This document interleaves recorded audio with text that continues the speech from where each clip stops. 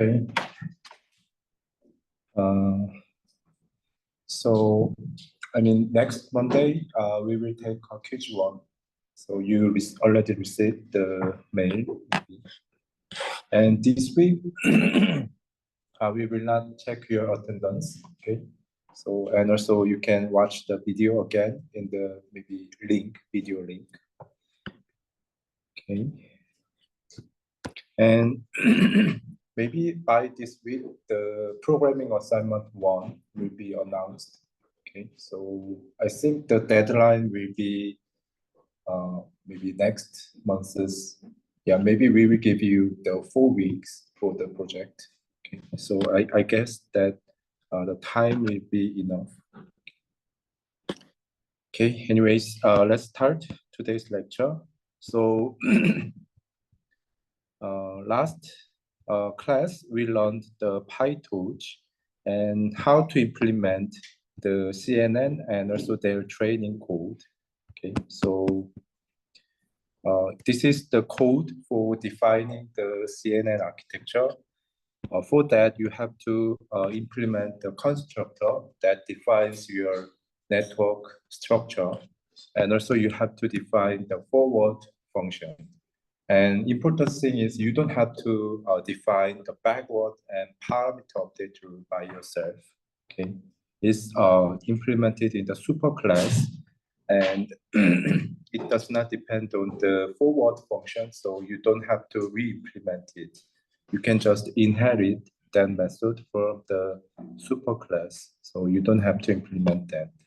And also the next important thing is these are the code for train any deep architecture. Okay, so these 5 lines, you have to remember this. Okay, so this code doesn't change regardless of your architecture and your loss function and your optimizer.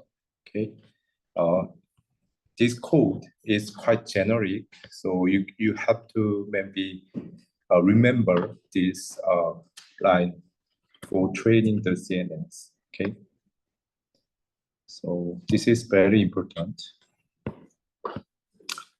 And we also learned about the logistic regression. Okay, and logistic regression is called as regression, and it's very, its name is similar to linear regression, and also they are same in the sense that they are using this kind of linear operator in the middle. So linear regression is directly using this, but logistic regression, it has a sigmoid after this linear operator to obtain the final output. And what we expect for their output is when their ground truth is 1, we are actually wanting, this is actually Z, wanting their output to be close to the ground truth 1. And if the ground truth for that sample is 0, then we are actually wanting that function's output close to 0. Okay, and you have to use this kind of binary cross entropy function as the loss function when training the logistic regression. Okay, so this is the BCE. We usually call this loss as the BCE loss. So we normally use this BCE loss. Okay. And actually, I missed this explanation. So logistic regression, it uses this type of function, which is linear. But actually, what they does is the binary classification. Okay. So after getting some Z, whose range is in between this range, 0 and 1, we have the threshold is continuous value to output either 1 or 0. Okay, so because we are assuming that we have two labels, which is 0 or 1. And after getting this continuous value, we have to threshold this value to obtain this discrete label. Okay, so logistic regression, we can say, even though its name is regression, it is doing the binary classification. Okay, this is the algorithm for achieving the binary classification, and also, but we also have to learn about the multi-class classification algorithm, which has more than 2 classes. Okay, so for dealing with this, what we need is we have to somehow convert some intermediate outputs of the deep architecture into the probability for n classes.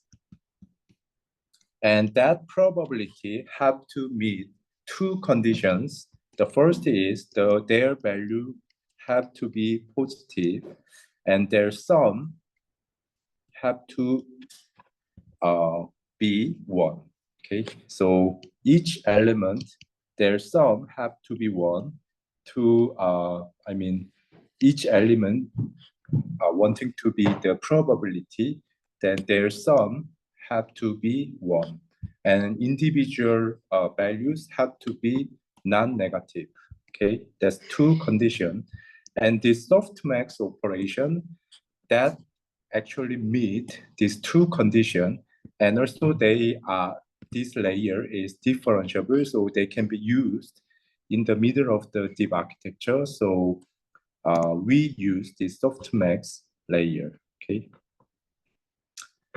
and also for training the multi-class classification task, we use this kind of cross entropy laws, which is the extension of the binary cross entropy laws towards the multi-class classification problem.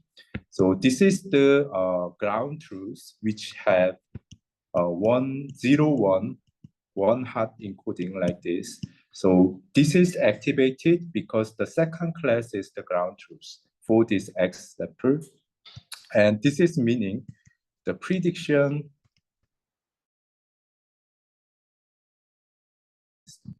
as the loss function, we can close actually Q of X close to P of X. That's what we are actually wanting during the training. So our prediction have to be close to the ground truth vector, okay, which is actually the 1 hot encoding.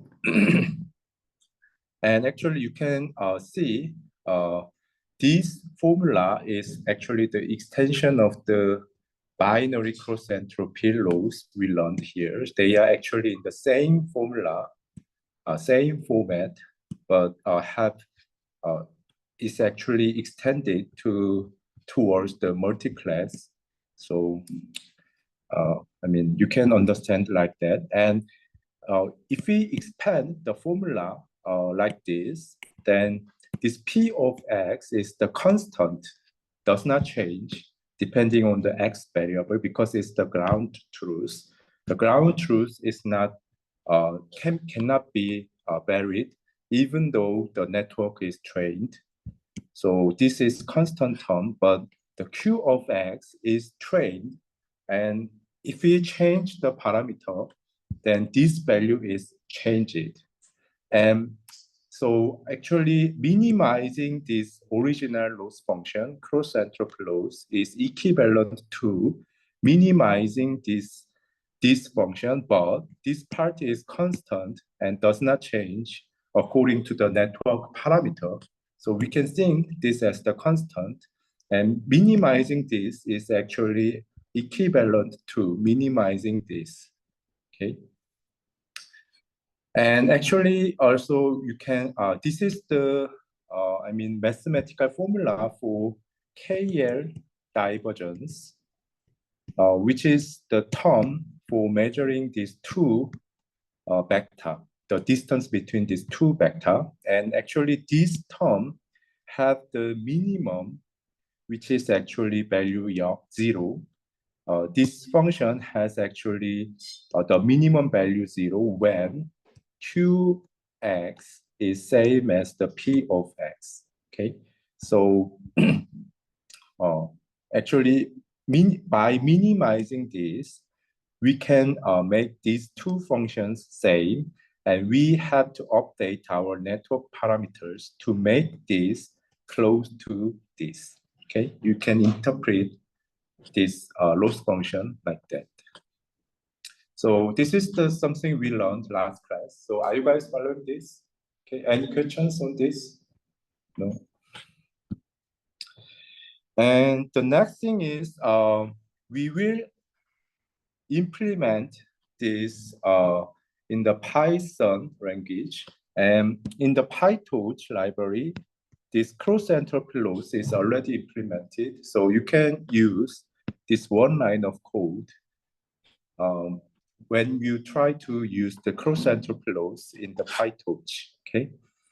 But usually, I mean, I show this example because many people are confused when using this cross-entropy loss. So I wanting to not confused when using this loss. So I mean, this is the prediction, our prediction. And this is the target, which is the ground truth. So when using this cross-entropy loss, you have to input two arguments, which is our prediction and the ground truth. Okay. So by using this loss, you are wishing that this prediction is close to this ground truth. Okay. But thing is, many people think that this input vector have to have same dimensional array with this target value. Many people think like that. For example, let's say this is the input. If we print out input, it looks like this. It looks like this because it has 5-dimensional prediction. And we are showing 3 examples, okay? So actually, this is the 3 examples. Each row is visualizing 3 examples having 5-dimensional prediction. Okay, so I mean, there were 5 classes. So at the last layer of the classification network, we could obtain 5-dimensional vector, which denotes the probability, maybe. And there are 3 examples, okay? We collect 3 examples in this input variable. And we input this in the loss function for making it close to the ground truth. But you can see when we visualize the target variable, which is the ground truth, then it's the, it's 3-dimensional vector instead of the same dimensional vector as the input. So I mean, what I'm saying is their dimension is not same, okay? When using the regression, when doing the regression, when using the MSC loss, we are closing the same dimensional prediction vector and same dimensional ground truth. Okay, we are actually minimizing their distance by obtaining the element-wise distance between these 2 arrays. But here, in the cross-entropy loss, their dimension, prediction and ground truth, their dimension is different. Actually, what this vector means is, it is saying that there are 3 examples, but it has values like this. So you guys can guess, I mean, why the vectors looks like this. So it is the ground truth for the classification task.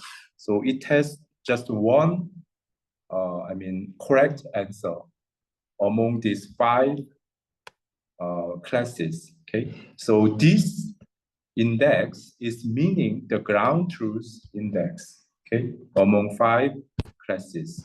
And this is 1, so it is denoting the second class is correct. And it is 0, so it is denoting that the first class is the correct class. Okay, so it has 3 integer values, and inside the PyTorch, it actually makes this kind of one hot encoded vector, and then apply the cross entropy laws for this and this input arrays. Okay, so I mean, this is easier to use. Actually, you have to maybe implement the one hot encoding code when using this cross entropy laws without this feature. So I mean, this is easier to use, but sometimes is confused because using input and the ground truth, your prediction and ground truth have to be in the same dimension. But if you do that like that, then it outputs the error. So you have to remember their dimensions are actually different when implementing it in the PyTorch. And this output is actually meaning the loss value. When inputting this, you calculate the distance between this ground truth and the predicted value. And this output, when printing out this output value, then you can see the actual loss value between these 2 arrays. Okay, so this is the small tip for using the cross entropy laws. And next, from now on, we will implement the LUNet architecture, which is the old CNN network proposed by Jan LeCun, who's now very famous guy in CNN and deep learning society. So what this LUNet architecture does is they try to classify the 32 by 32 dimensional grayscale image because they are having just one channel. We will call that as the grayscale image. And we will classify that into 10 classes, okay? And they made this kind of CNN architecture have some convolutional layers and the pooling layers and activation layers and also the fully connected layers after some 2D processing, okay? So, I mean, this is a kind of old CNN architecture, but have almost similar design policy with the modern CNN architecture. So, I mean, in the earlier part, it is composed of the convolutional layers and pooling layers, and also the activation layers that process the 2D signal, and they are trying to somehow reduce the dimension of the 2D signal, and then eventually make it into the one-dimensional vector.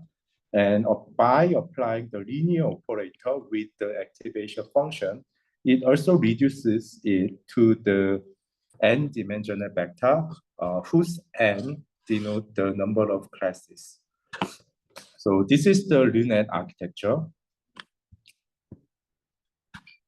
And actually, the data is not alphabet, but we will classify them. We will deal with this kind of digit data. This kind of digit data, and I mean the digit, we have 10 digits, so we will actually classify the images according to the digit the images are having. So at the last layer, we will get the 10-dimensional vector. And this is the code for, defining some packages which is required to use the PyTorch. And also, this is denoting some parameters, okay? So the first one is denoting epsilon. in this gradient descent function, we need the epsilon value, okay, which is the running rate. And I mean, this is initialized to the small value, small floating value. And batch, we may learn about this later, but batch is actually meaning we are actually parallelly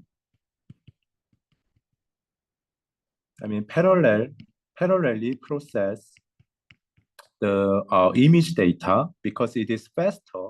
So we don't use one images by when doing the one trainings, but we use actually multiple images when doing one this update. Okay, so actually this batch size is meaning that we will use 32 images when doing one update for this gradient update. So you can think we will use 32 images parallelly. We process parallelly with the 32 images during the training. And n epochs means number of iterations. See the data once. So we will see one data 100 times. Okay, that's meaning epochs. And this image size means the we will actually use 32 by 32 dimensional image. So this 32 is meaning the width and height of the image. And n classes, this means the number of classes for our classification task. So we are actually classifying images into 10 digits. So this number of classes is 10. So we have to first specify some hyperparameter, and also we have to import some packages, okay, for using the PyTorch. And this is the code for defining the LUNET architecture we will use, okay. This is actually the CNN architecture. So this also have two parts, the initialization part and the forward function, okay.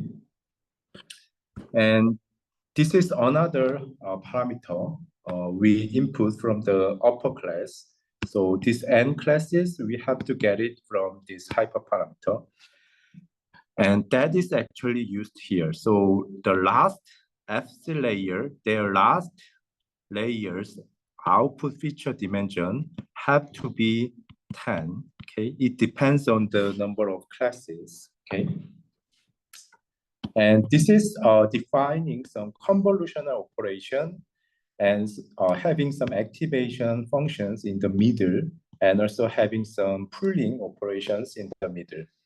So this LUNET is old CNN architecture. So you can see tangent hyperbolic have been used as the activation function, but modern CNNs are using the ReLU because in tangent hyperbolic, I mean, when the X values are too large or too small, the gradient vanishing phenomenon can be hinder the proper training of the network. So to prevent it, we nowadays we use the ReLU, but this is the old architecture. So at that time, we don't know such fact. So we use the tangent hyperbolic. Also, nowadays, we use the max pooling rather than the average pooling. But at this time, we use the average pooling. Okay. So anyways, this is the CNN convolutional layers implemented. And the later part is the FC layers. And for that, our final output have to be 10 dimensional. And anyways, this is the definition of the structure. And this is defining the forward function. So first we apply convolutional layers on the 2D image, and then we flatten the signal, and then apply the FC layers, and then return the final vector. Okay, this is the LUNET architecture.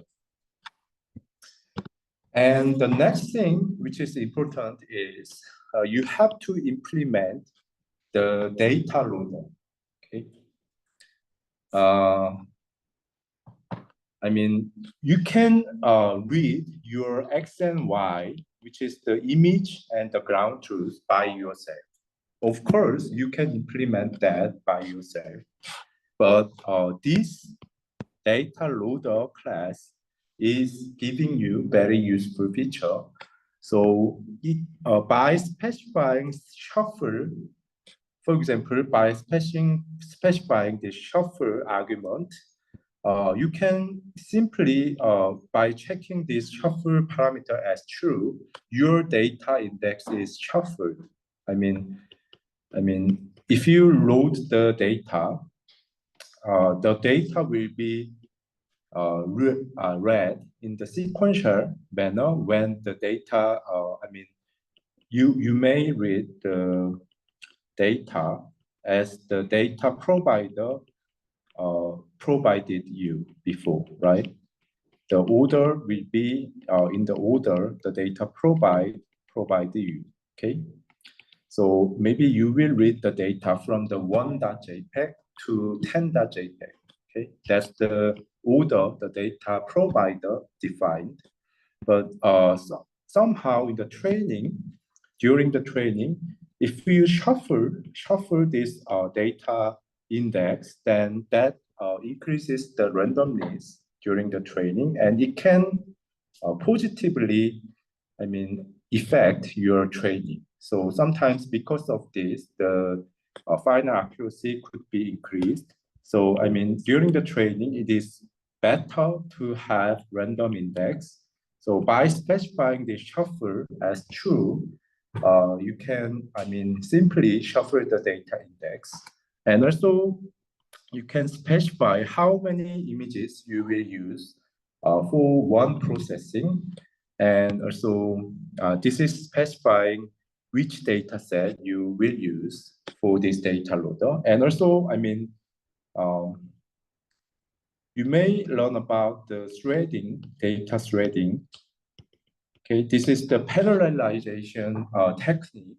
Okay, this is not that simple to implement it by yourself.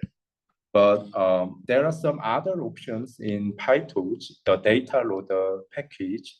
There's some argument for this. Simply, you only specify how many cores you will use for loading the data. Then it simply implement the threading, data threading, and it is multiple cores to read the data. So, the data loader, it provides very easy interface for you when reading the data. So, the data scale is small. You don't have to worry about this kind of thing. But if your data is very large, and if it takes more than a week to train the network, then this kind of feature is very helpful for you, maybe. So if you use the data threading, the training speed could be also increased. So this is, there's no reason actually not using these useful features, the data loader. So I recommend you to use this data loader instead of implementing this data loader by yourself. And the thing is, you have to, before using this data loader, you have to define your data set. This is the data set. There are actually two classes, which the first one is the data set class. And the next thing is the data loader class. As I mentioned, this is managing your data set, how many batches you will use, how many threads you will use for processing the data, and whether the shuffling is used or not, you have to specify it. Data loader. Data set class is actually having some information about the data itself. So, this is the one example of the data set class. So if you implement this data set class for your own data, you have to implement it like this. So it have to have three methods. And again, there are constructor here. And this constructor, you have to specify the raw X and Y data. So in this example, the class is defining all the data inside that method. So this is the first data, X data. This is the second X data, like that. And this is the first ground truth, corresponds to this sample. And this is the second ground truth, corresponds to this sample. Third ground truth corresponds to this third X data, and so on. There are 5 data pairs, okay? So in the initialization method, the constructor, you have to specify data itself, or if your data scale is very large, you cannot contain all the data in this method. So you have to specify where to read. Okay, so for example, you may contain some JPEG image files from maybe having like this many JPEG images in some folder. Then you have to specify location of this folder, and you have to specify how many files are in this folder. So that information have to be specified in this init function. So when the data, their scale is small, you can specify their raw values in the method. But if the data is large, and maybe, I mean, this case is more frequent, you cannot specify all the data inside the method. In that case, you have to specify their locations, where to load, okay? That have to be specified here. And also this len method is meaning the number of data, okay? So here we just return the length of the data. So it's have to be the length of the data. And this final method is very important. This is actually define how to return the data. So this is the index. When given index, this is defining how to return X and Y data. Okay, so because we already defined X data and Y data, so the thing we have to do is just typecast this towards the float data, and I mean get the that index variable and typecast it and return it. That's the thing we have to do here. But if our data is too large and we just specify where it is contained, then we have to access the data here using maybe OpenCV to load the image data, and also load some ground truth data, which may contained in the CSV format or some Excel file or text file. We have to parse it and also have to generate some Y variable and have to return it, okay? That have to be returned, implemented in this get item method, okay? Anyways, these 3 methods have to be defined for implement this dataset class, okay? And after defining this dataset class, you can specify this dataset, their instance here, and you can, I mean, manage this dataset class using this data loader, okay? This is the data loading part in the PyTorch, okay? This is also very important. When implementing the structure of the network and using after learning about how to train them, the next part, which is important, is how to implement the data loader. Okay, how to read this X and Y data. That's the next very important thing. And also, actually, there are two ways. There are two ways to define the dataset class. Actually, this is the one that can define your own data, okay, your own data set. But the other way is the frequently used data sets are already ready in PyTorch community. So if you follow this link, then there are already implemented the code, the dataset class for this famous dataset is already defined. So the thing you have to do is just use it. So for example, the MNIST dataset here, the is very famous, which is looks like this. So individual square here is 32 by 32 size. So you will classify this individual squared image into 10 class. That's what we will do using the LUNET architecture here. Okay, and this is the MNIST dataset, which is actually the very famous dataset, and this is already implemented in PyTorch as the dataset class.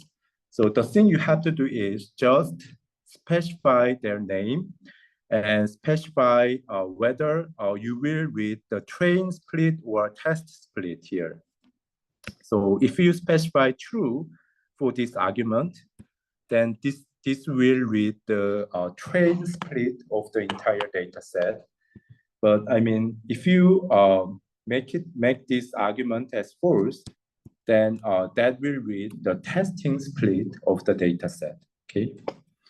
And this is how to transform the images, and I will explain this later. And also, if you even specify this as true, then if there is no MNIST data in your PC, then it will automatically download it, okay? So you can specify such things. And also this trans is the transformation method when these images could be in arbitrary scale. Okay, and also sometimes we have to apply some simple image processing algorithm to make the images in the better quality. So actually this transformation method is defined here. So I mean, we will apply the resize function on these raw images. So I mean, regardless of their original image size, we will resize it to 32 by 32 dimensional array. Okay, and also we will transform it to the tensor format, which is which is indicating that the arrays will be used in the PyTorch. So we will apply these two types of transformation, and actually that's specified here. Okay, so we will apply transformation for all the images, and that trans is specified here. Okay. So this is actually, constraining your freedom to read your own data, because you have to fit this kind of format somehow. But if you learn about this format and follow this, you will get very easy interface for more advanced features like the threading. But I mean, if you don't want to actually use this data loader, then it's also possible, okay? When reading this X and Y data, you can use your own implementation maybe. But I recommend using this data loader. Are you guys following this? Okay. So here we define the MNIST, their training and testing split. And for the training, we will specify to use batch size 32 and apply shuffling during the training. And this is actually the train loader. And for the testing data, we will apply same dimensional batch processing but we will not apply the shuffling, okay? And that's the testing data loaded here. I mean, normally for the testing data, we don't apply shuffling because, I mean, testing data is required to evaluate the network, their accuracy. So for example, if we are having 1,000 data as the testing data, we anyways test our network for these 1,000 samples. We somehow predict Y value for all the X data and compare it with the ground truth Y. And I mean, how many data were correct? That's the accuracy, okay? I mean, total sample over correct sample, okay? That's the accuracy, okay? I mean, for all the testing data, we have to apply this calculation and have to obtain this accuracy. I mean, the applying shuffling or not, we have to test all the 1,000 data. So there's no meaning whether applying this shuffling or not. So during the testing, we don't have to, I mean, we normally don't apply this shuffling. But during the training, the order of the data and applying the sector update, I mean, their data sequence, their order could affect sometimes the quality of the parameter. So we normally apply shuffling during the training only. Okay, and this is the next thing. Okay, and then we can finalize the LUNET implementation. And the next thing you have to know is also very important thing, the stochastic gradient descent. I already mentioned you that this is the gradient descent algorithm, okay? This is the gradient, and you are actually updating how parameters to, I mean, decrease the loss L. So this is, in that sense, called as the gradient descent algorithm. But the original gradient descent algorithm, it is calculating the gradient and do update for all the data, okay? So, I mean, if there are 10,000 images, their data for training data, then you will get this gradient for this amount of, when after seeing this amount of data. That's what original gradient descent is doing. So, I mean, because it sees all the data, its DL dissector, it is becoming more accurate, okay? If you see small number of data, then this DL dissector could be noisy in some sense. So the gradient descent does see all the data and calculate this DL dissector for all the data and do one update. Okay, that's the original gradient descent. But stochastic gradient descent, what they do is they calculate DL dissector, which is the gradient, for partial data. And this takes relatively small amount of time compared to the gradient descent. But it can be non-globally optimal step. So, I mean, in stochastic gradient, we process it like using some small batch. In this example, the batch size is 32. So we calculate the dissector when seeing 32 images, and then calculate this and do update this for that small amount of images, okay?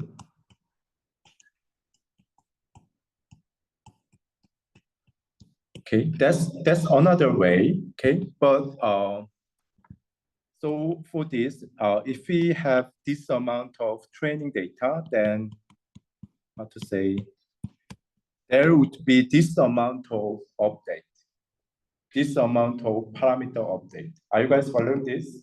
Okay.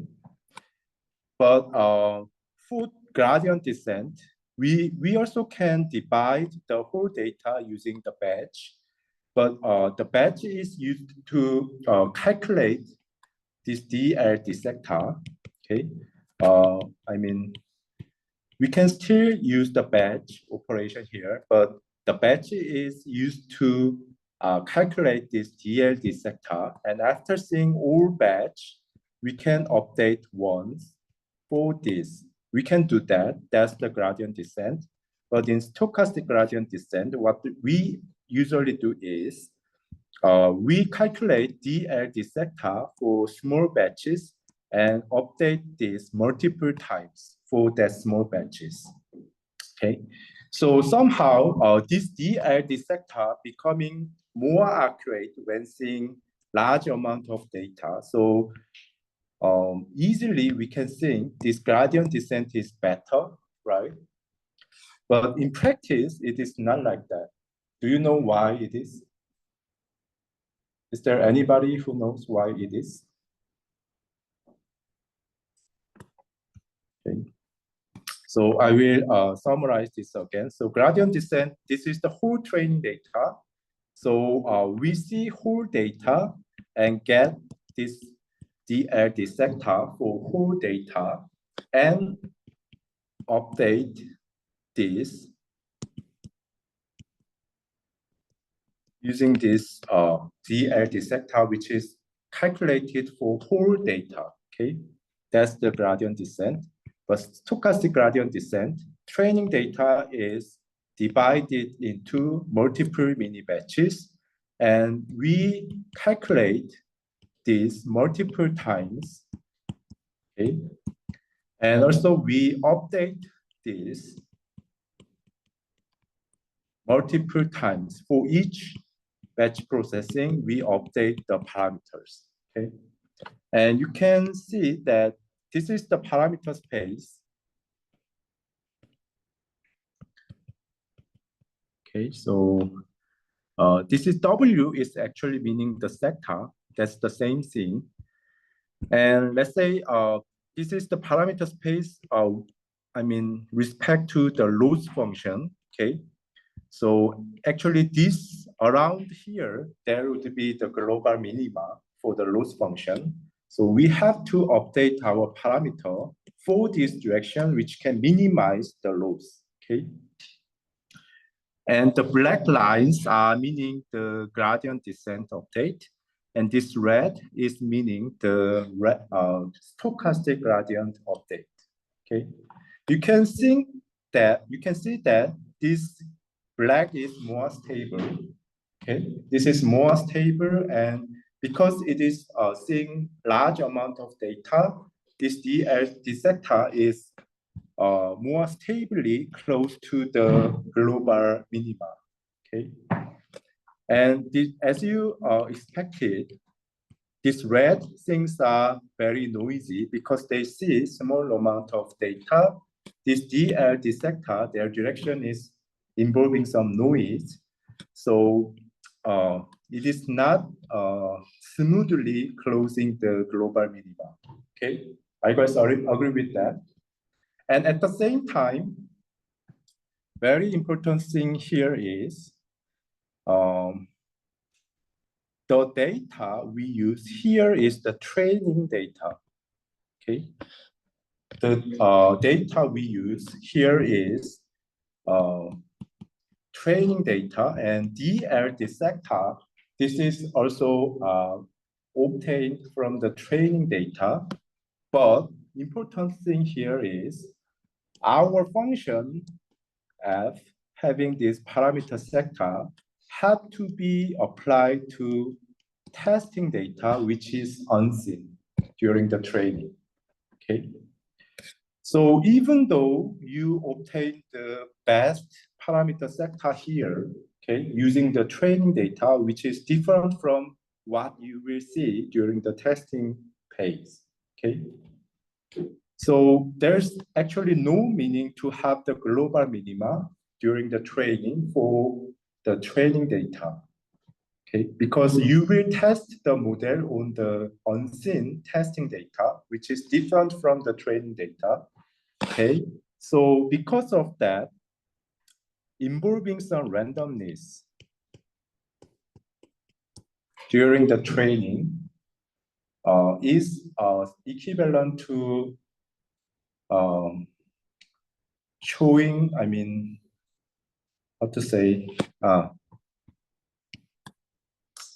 I have to explain that here. So you may heard about the overfitting phenomenon. This means the model is overfit to the training data. Then if the testing data, it is slightly different, their distribution could be slightly different from the training data. In that case, the model will not get the high accuracy for the testing data. So that's the phenomenon, or that's the overfitting. So I mean, making that this is also related to that phenomenon. So gradient descent, it is overly fit to the training data. So because it is optimal for, it is providing some optimal direction for training data. So the outputted parameters are also overly fitted to the training data. So to prevent it, you have to involve some randomness during the training, preventing overly fitted to the training data. So even though this point, which is the output of the stochastic gradient descent, is not globally optimal during the training, but in practice, they can provide better accuracy for the testing data. So that is actually why we use stochastic gradient descent during the training rather than the gradient descent. Okay, and another very good feature of stochastic gradient descent is its speed is also fast. Okay, so when seeing full batch for large scale data, it is not very easy, but seeing small amount of data multiple times, it is easier to implement. Okay, and also in practice, it works well. Okay, so because of these two facts, we are using stochastic gradient descent rather than the gradient descent. But I mean, this formula itself is same. Okay, this is same actually for stochastic gradient descent and gradient descent, but this have some conceptual difference when to update and when to get this DL dissector is different between this SGD and GD. And also you may already see that in your training code, this function as optimizer, your optimizer is already defined as the SGD rather than GD, okay? Because their formula, this formula is same, so we don't need to re-implement everything for the GD, okay? But if you implement data loading in the concept of GD, if you calculate this after seeing all the data and update this once after seeing all the data, then this same optimizer could become the GD. Actually, what we do for this linear regression, in previous example, what we do here for training MLP and linear regression, what we do here is actually GD, okay? Because we already load all the data X and Y here, and we actually update it when seeing all the data. So this is actually, here we actually use the gradient descent rather than SGD. Okay, even though our function was SGD, the thing we did actually for this MLP training was the gradient descent, because we updated when seeing all the data. But From now on, we will do SGD because from now on, the data is becoming large and we cannot easily perform the gradient descent. Okay, so in the subsequent code, you will see that we are actually doing the SGD. Okay, so okay. So I will explain this. This is actually code for LUNET implementation, their training and testing code you will see, but I will explain that from the last code. So this is actually the top code, okay? This is actually the top code. And we have to define our LUNET architecture first. LUNET architecture is defined here, okay? LUNET 5 architecture actually has been defined here. So we will we will make the one instance model here. And this is actually our CNN architecture we have to train. And also we have to define our optimizer, which is SGD. And we have to specify sector list here. And also we have to specify our learning rate. Learning rate is defined this part. This part we define the learning rate. And also we have to define the loss function, which is cross entropy loss. So we have to specify it here, okay? And then we will call training on the loop function and inputting this hyperparameter, okay? We have to input the data loaders here, and we have to also specify how many epochs we will use. And we have to also input our model instance and the loss function and optimizer, okay? And then we will get these two, and these two will be the trained model, okay? At this time, it is the initialized, randomly initialized model, okay? But after looping through the training, we can obtain the trained model. And this training on the loop function is defined here, okay? And we will make the loss function here to store the losses in the middle. And we will loop through these epochs, okay? These epochs are actually the parameter we specified here. And also we will alternatively do training once. So by calling this train function, we will obtain a model that applied with one step of this parameter update, okay? So in this train function, we will do one step of this update using one batch of training data, okay? And then after that, we will append the train loss of that model. And here, we will do the testing for, this model, okay? So, for each training, after doing each training, we will evaluate that model's performance on the testing data, but actually the validation data, for this validation and testing, we will learn about that later. But anyways, once trained, we test the model here, okay?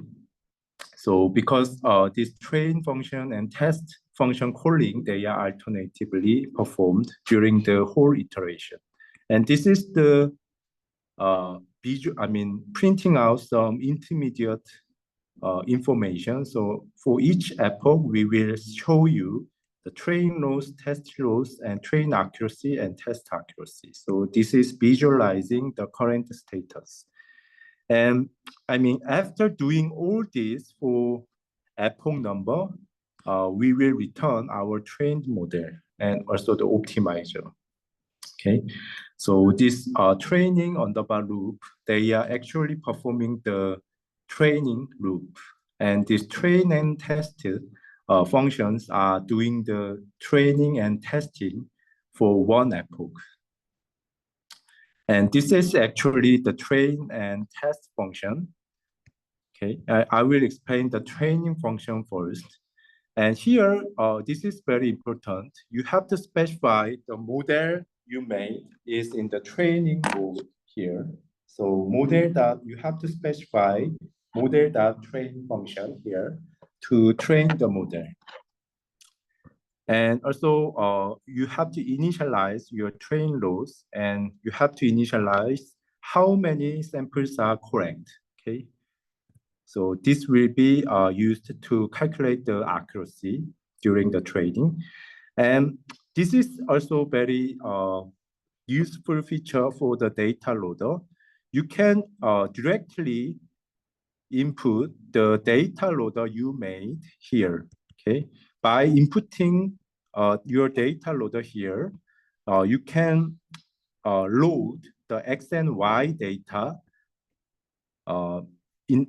using the batch size, okay? So one iteration of this for loop, this data loader is providing the batch size number of X and Y pairs in these X and Y variables, okay? And inside the loop, now you will use the same code as before for training the network.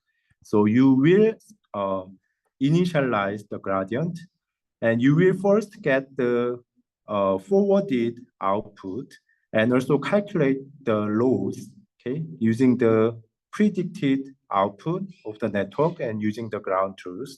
This is the loss. And also you have to somehow collect the loss for visualization. And this is somehow different thing, but this is actually, the final output of the classification network is, in our case, 10-dimensional vector, which specifies the 10 classes probability. So you have to apply this argmax function to find one dimension have the maximum value, okay? And this pred is the, predicted index, okay, have the maximum probability. So this pred is the predicted class, actually. And also you have to find that the Y true is the predicted cannot. And it's saying that it is the corrected sample. And if not, this is not correct. So actually this correct is accumulate how many samples are correctly classified, okay? Anyways, these three lines are executed for evaluating the accuracy and loss in the middle of the training. And then we do loss backward and also update the gradient descent, okay? And actually after doing here, we update the model parameter sector for one batch.